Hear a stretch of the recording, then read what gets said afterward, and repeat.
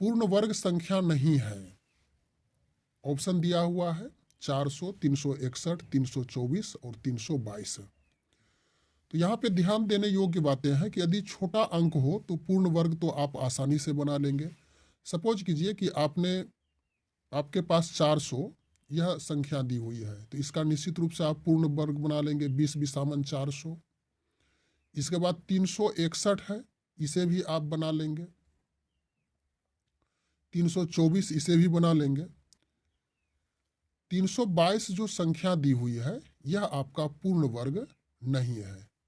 यदि संख्या लंबी मिल जाए तो उसमें परेशानी होती है और आपके पास कम समय बचता है। तो इसके लिए एक नियम है क्या कि जिस संख्या के अंत में, यानी कि कोई संख्या हो, यदि उसके अंत में बड़ी संख्या दी हुई हो तो उसके अंत में 2, 3, 7 या तो फिर आपका 8 हो तो वह पूर्ण वर्ग संख्या नहीं होती है।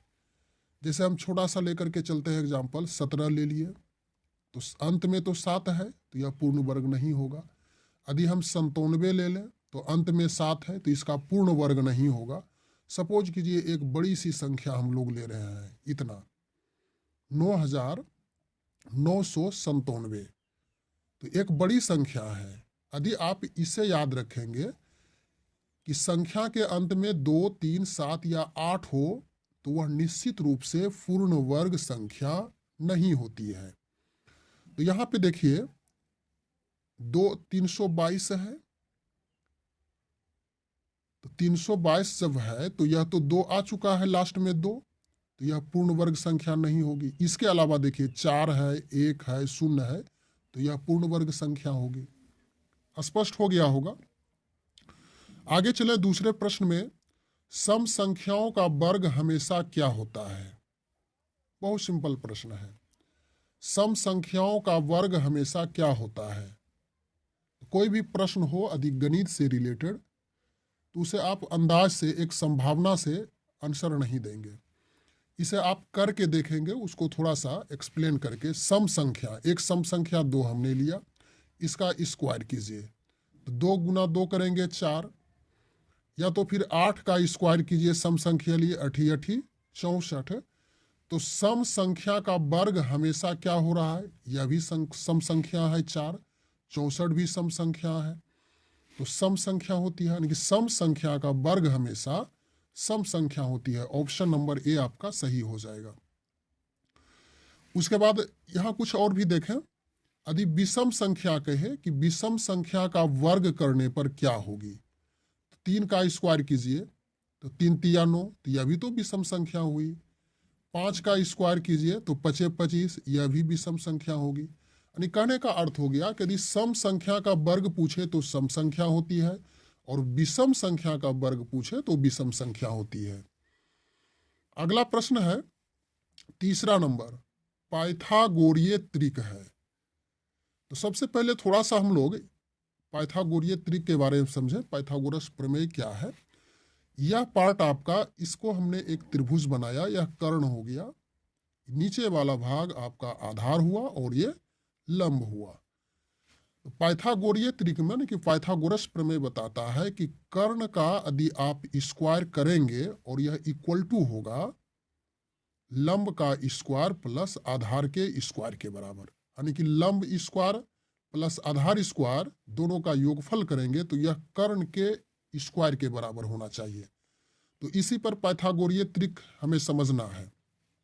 अब यहाँ पे देखिए 5, 12, 13 दिया हुआ है, तो सबसे जो बड़ा अंक है निश्चित रूप से कर्ण होगा। तो 13 कर्ण हो गया, तो 13 गुना 13 करेंगे तो 169 होगा। फिर 5 का स्क्वायर कीजिए, 5 25 और 12 का 144 है, तो 144 और 25 जोड़ेंगे तो 169 होगा, अर्थात 169 इक्वल टू 169 हो चुका है। तो स्पष्ट हो चुका है यह जो ए नंबर ऑप्शन यही आपका पाइथागोरीय त्रिक है। इसके बाद अन्य पार्ट को भी देख सकते हैं आप समझने के वजह से। 7 बड़ी है, कर्ण है, 7 49, 4 चौक 16 और 5 25, इसको जोड़िए, 6 6 5 11 हो गया, 2 3 4 यानी 41। तो 49 इक्वल टू 41 तो हुआ नहीं, तो यह पाइथागोरीय त्रिक नहीं हुआ। फिर 12 13 17 का भी कीजिए आप इसी प्रकार से, तो यह भी इक्वल नहीं होगा। तो आपका राइट आंसर यही ऑप्शन नंबर ए ही होगा। आगे चले चौथे नंबर प्रश्न में, इतना का योगफल होगा। यहाँ पे देखिए, यह तो सिंपल आसान सा प्रश्न है, योगफल पूछा जा रहा है।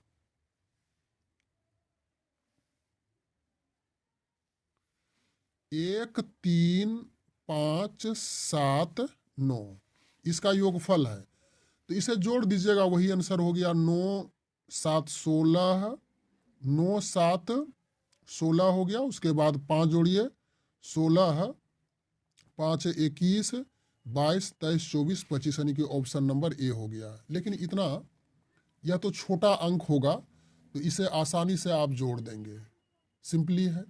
लेकिन हमें यहाँ पे एक इस हिसाब को लेने का यही हुआ सेंस कि यहाँ पे एक हम लोग सूत्र का अध्ययन करेंगे, यानी कि प्रथम n प्राकृतिक, इसे देखिएगा, प्रथम n प्राकृतिक विषम संख्या है, इसका योगफल पूछा गया है। तो इसका सूत्र होता है कि प्रथम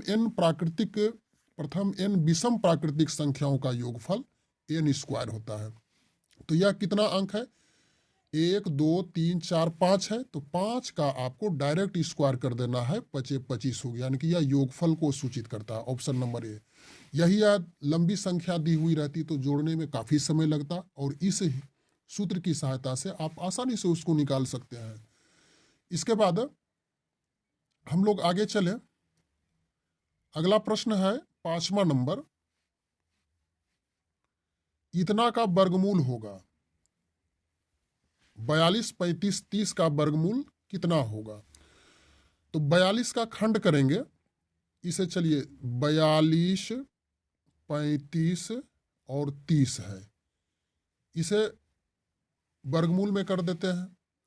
तो सिंपली है कि वर्गमूल में जोड़ा में एक बाहर आएगा, तो 42 का खंड कीजिए, 7 छक 42, 7 गुना 3 गुना 2, 42 हो चुका है। इसके बाद 35 करेंगे, 7 पचे 35 हो गया। फिर 30 करना है, तो 5 तिया 15 और 1 होगा 2, 15 दूनी 30। देखिए 7 7 डबल है, एक साथ बाहर चला आया।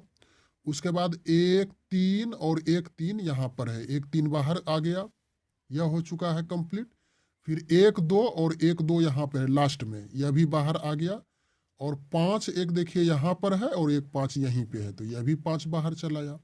अब इसको आप गुना कीजिए, 5 दूनी 10, 10 तिया 30 और 30 सते 7 तिया 21, 210 हो गया। ऑप्शन नंबर ए सही होगा। अगला प्रश्न है 6ठा नंबर, इतना का वर्गमूल निकालिए। अब देखिए यहाँ पे इसको हल करके वर्गमूल निकालना है। तो सबसे पहले 88 गुना 81, और यहाँ पे भाग है तो इसका उल्टा गुना करेंगे तो 1/22 हो जाएगा। 22 से इसको कटा दीजिए, 22 चौके 88। अब बचा आपके पास सिंपली कितना? 4 गुना 81। अब इसका वर्गमूल करते हैं, तो 4 का वर्गमूल 2 हुआ, और 81 का 9, यानी कि 9 दूनी 18, ऑप्शन नंबर ए। इसके बाद 7वां नंबर प्रश्न है, फिर यहाँ पे वर्गमूल निकालना है। ध्यान रखिएगा, यह सभी प्रश्न क्लास 8 वर्ग और वर्गमूल से रिलेटेड चैप्टर, यानी कि जो चैप्टर है वर्ग और वर्गमूल का, उसी से लिया गया है। हम लोग पिछले वीडियो में परिमेय संख्या से देखे थे। इस प्रकार से क्लास 8 से हम लोग प्रारंभ किए हैं। जो भी मैथमेटिक्स का होगा सभी कंप्लीट करके जो पूछने लायक वस्तुनिष्ठ प्रश्न बनता है उसका अध्ययन करेंगे, और इसके साथ साथ अन्य प्रश्न का भी समायोजन होगा। यहाँ पे इसका वर्गमूल पुनः निकालना है। तो वर्गमूल निकालने का अर्थ हो गया, इस पे आप रूट चढ़ाएंगे इस प्रकार से, यानी कि 2 पर पावर 2 गुना 3 पर पावर 2 गुना 5 पर पावर 2 गुना 7 पर पावर 2। सिंपल है। यदि 2 पर पावर 2 है तो 2 गुना 2 हुआ, तो जोड़ा में से 1 बाहर 2 आ गया। फिर इसमें भी से 1 3 बाहर आ गया, इसमें से 5 बाहर आ गया, इसमें से 7 बाहर आ गया। अब पुनः इसको गुना कीजिए, 7 पचे 35, 35 दूनी 70, और 70 गुना 3 करेंगे, 7 तिया 21, 210, ऑप्शन नंबर ए। आगे है 8 नंबर प्रश्न, किस संख्या को उसी संख्या से गुना करने पर गुणनफल 2025 हो जाता है? किस संख्या को? तो इस प्रकार का हिसाब में यह जो 2025 दिया है गुणनफल, इसका आप वर्गमूल निकालिए। तो 2 अंक, 4 चौक 16, 4 बार इसे भाग देना है, 4 चौक 16 या 4 4 8 हो गया, जो वर्गमूल बनाने का नियम है। इसमें से घटाइए 16 4 20, 425 और यह 5 बार पूर्णतः कट जाएगा। 5 25, 5 8 40, 2 42 कैंसिल हो गया, यानी कि 45 हो गया आपका आंसर। ऑप्शन नंबर ए होगा। यानी 45 को 45 से गुना करेंगे तो इसका गुणनफल 2025 प्राप्त होगा। आगे हल कितना होगा? 16 बटे 25, यानी 16 बटे 25 का वर्गमूल ज्ञात करना। बहुत सिंपल हिसाब है, थोड़ा सा हम लोग को समझना है। 16 का वर्गमूल 4, 25 का वर्गमूल 5, तो 4 बटे 5 हो गया। ऑप्शन तो मिल रहा है, ए नंबर ऑप्शन। इसके बाद 10वां नंबर प्रश्न है, पुनः एक वर्गमूल निकालना है, पॉइंट का वर्गमूल है, यानी कि 0.64 का हमें वर्गमूल ज्ञात करना है। तो इसका पॉइंट हटाइए, 1 हो गया और ये फिर 0 कैंसिल हो गया। तो 64 का वर्गमूल 8 और 100 का वर्गमूल 10, तो यह कितना हो जाएगा? 8 8 64 हो गया। तो इस 8 में 10 से भाग देंगे तो 0.8 होगा। तो ऑप्शन नंबर सी आपका सही होगा। हम लोग 10 नंबर हिसाब में आ चुके थे, यही हो गया। इसके बाद यहां से विषय चेंज होगा। आमाशय में भोजन कितने समय तक रहता है? यह प्रश्न आपका बायोलॉजी से हो गया, यानी कि जीव विज्ञान से। तो आमाशय में भोजन कितने समय तक रहता है? 4 घंटा, 2 घंटा, 5 घंटा या तो फिर 1 घंटा। तो आमाशय में भोजन कितने समय तक रहता है? 4 घंटे तक रहता है। ऑप्शन नंबर ए आपका सही होगा। इसके बाद अगला प्रश्न है 12 नंबर, रक्त समूह है, यानी कि रक्त समूह क्या क्या है? तो यहाँ पे देखिए, ए भी आपका रक्त समूह है, बी भी है, ओ भी है। तो उपर्युक्त सभी ऑप्शन नंबर डी होगा। एक आपका छूट रहा है, ए बी, इसे भी जान ले। ए भी आपका रक्त समूह है, ब्लड ग्रुप, बी भी है, ओ भी है और ए बी भी रक्त समूह कहलाता है। इसके बाद 13 नंबर प्रश्न है, मूत्र का पीएच मान, यानी पीएच स्केल पूछा गया है यूरिन का, मूत्र का। तो 7 9 6 3, तो इसका मूत्र का पीएच मान 6 होता है। ऑप्शन नंबर सी होगा। अगला प्रश्न है 14 नंबर, बिहार केसरी कहलाता है, यानी कि बिहार केसरी कौन कहलाते हैं? ऑप्शन है आशुतोष मुखर्जी, डॉक्टर श्री कृष्ण सिंह, चितरंजन दास, लाला लाजपत राय। तो बिहार केसरी के रूप में डॉक्टर श्री कृष्ण सिंह जाने जाते हैं। डॉक्टर श्री कृष्ण सिंह को बिहार केसरी कहा जाता है। और यहीं पे आशुतोष मुखर्जी, यह बंगाल केसरी के नाम से जाने जाते हैं, यानी कि बंगाल केसरी यदि कहा जाए तो आशुतोष मुखर्जी होगा। और चितरंजन दास को देश बंधु चितरंजन दास कहलाते हैं। और लाला लाजपत राय, यह पंजाब केसरी के रूप में जाने जाते हैं।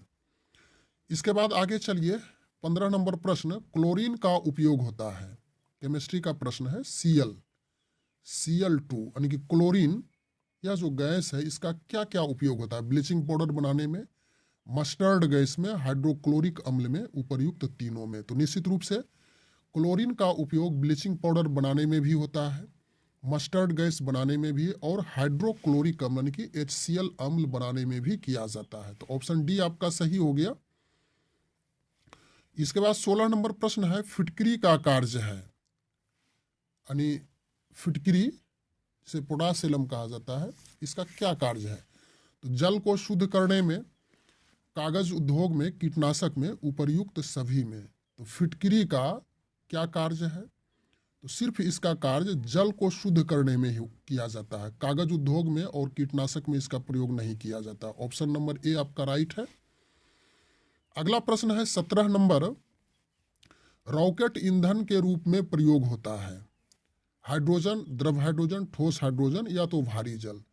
तो रॉकेट ईंधन के रूप में जो प्रयोग होता है वह द्रव हाइड्रोजन होता है, यह एक फ्यूल का काम करता है, जो कि रॉकेट में यह उपयोग होता है द्रव हाइड्रोजन का।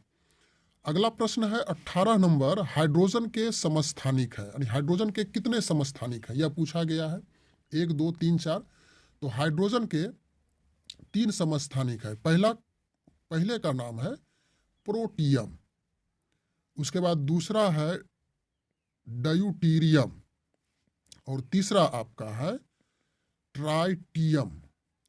इस प्रकार से हाइड्रोजन के 3 समस्थानिक हो गए। समस्थानिक कहने का अर्थ हो गया कि जिनका परमाणु संख्या समान हो लेकिन परमाणु भार भिन्न भिन्न हो, समस्थानिक कहलाता है। इसी का जस्ट अपोजिट संभारिक कहलाता है। तो चलिए इसको डिटेल हम लोग कभी दूसरे वीडियो में अध्ययन करेंगे। यहाँ पे वस्तुनिष्ठ प्रश्न देख रहे हैं।